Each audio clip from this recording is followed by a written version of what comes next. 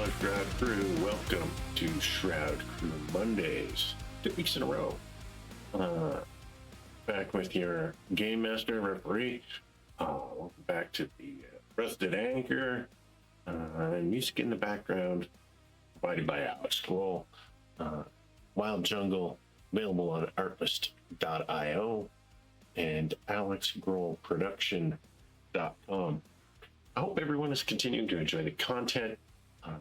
I was at shortly after Daglin's level up, which seems like a long time ago, about myself and my inspirations by one of our subscribers. And if there's anything else that anyone would like to see, don't hesitate to reach out in the comments and let us know what you'd like to see. Growing up, I was inspired by fantasy, mystery, science fiction, and pulp style literature. I'm talking the Forgotten Realms novels, even when I was a young kid, the Hardy Boys, and science fiction, Star Wars, and Piers Anthony, iRobots, and that type of thing.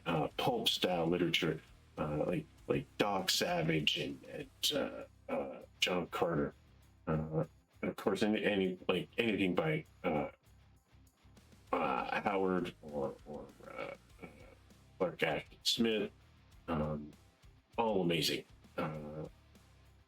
And then that followed into art in the same styles, and then comics at the comic shop, and ooh, what are those cool math rocks in the cabinet? And I was introduced to Dungeons and Dragons, and I started with the red box on my own. Had some people in high school back in the late 70s, early 80s. They invited me to play advanced Dungeons and Dragons, and I still play with that same group today.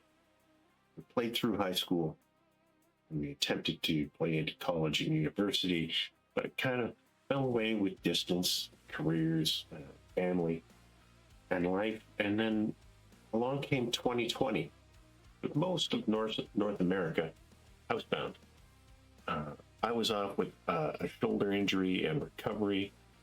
I discovered online Dungeons and Dragons on YouTube and began to learn about Roll20. Inspired, with a whole lot of time on my hands, I began contacting friends and ultimately started a long-running campaign that ran over 5 years.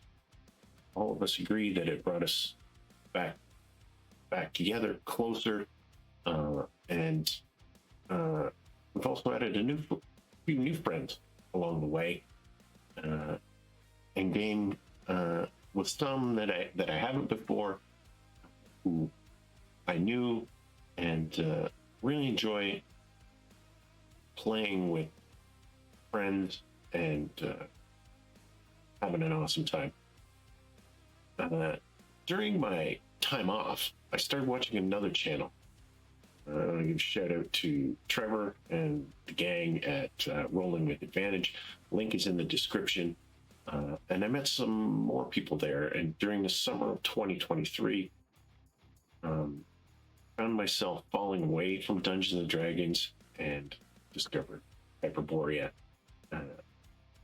It's a fascinating, unknown, unexplored, wondrous world full of all of the stuff that I like. And early in 2025, I started looking for players to join a campaign that I would run and record for YouTube, and it's been an amazing ride. And the dive into Hyperborea is only growing as I'm moving my original group into this amazing game. Inspiration for the Brotherhood campaign comes from an item, the Idol of Zuthal. We talked about that in a previous video. I'll put a link up here. I had created a soul reliquary for my other games to facilitate absent players. Someone isn't able to play at the regular time. Their character went into the reliquary. Next session, they would emerge. Combat, it becomes very interesting.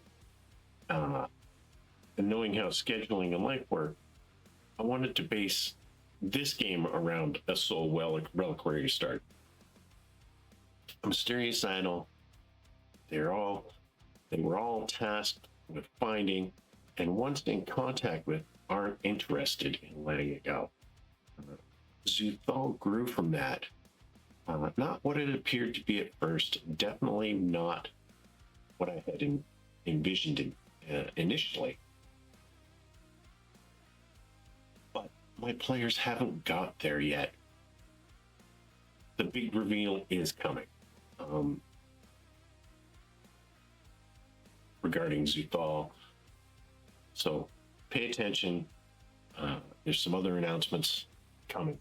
I initially wanted to run a story-driven campaign where the players control what they're interested in chasing, and usually near the completion of an arc, I'll offer the group 3 one-sentence hooks. Sometimes they surprise me, other times they dive right in and grab the big lure. Other times the arc will come out of what they've dug into in a previous arc, or in the case of our tag-in, when somebody else joins. When we started, I was leaning heavily on dreams and memory, and that is going to come back. And those dreams and memories continue to plague them, and I started adding in a few moral compass issues that are beginning to creep in, and at some point they're going to have to make the ultimate decision. You can only save one. You need to deal with the fallout. So somebody, probably an NPC, an important NPC, is going to be in trouble, and another one will be in trouble. You can only save one. I will say that I'm impressed that each character is coming into their own. And it's always a struggle to challenge them. And they push back and challenge me. But to be honest, there have been some heavy fights where they were definitely outmatched, and I rolled horribly. And we all know, or should know, that the dice will swing the other direction. And you'll notice that I roll in the open because I'm playing the game as well. I don't want anybody to ever say, "Oh, you were fudging dice rolls, lying about whether it hit or not, or how much damage it did." I would encourage everybody, as a game master or a referee, try that in your games.